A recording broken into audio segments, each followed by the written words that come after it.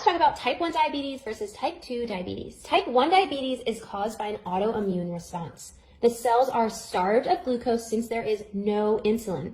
So this means there's no insulin to bring the glucose into the cells, leaving them starved. You can remember this by thinking type 1, we have none. Now for type 2 diabetes. This is when the body does not produce enough insulin, or the insulin that is produced doesn't work properly. We call this insulin resistance. You can remember this by the memory trick. Type 2, think technical difficulty with the insulin. Type 1 diabetes is usually diagnosed during childhood, and type 2 diabetes is usually diagnosed later in adulthood. This is easy to remember because childhood comes first, aka type 1 diabetes, and adulthood comes second. You can think type 2 diabetes. Now for the causes. Type 1 diabetes is usually due to genetics or family history. Again, this is caused by an autoimmune response, where type 2 diabetes is usually due to a poor diet, sedentary lifestyle, and obesity. Type 1 diabetes has one treatment. It's insulin. These patients are going to be insulin dependent for life. Where type 2 diabetes, you can think it has 2 or more treatments. It can be managed with diet and exercise, oral hypoglycemic agents like metformin, and possibly insulin. Depending on the severity of type 2 diabetes, insulin may be started or increased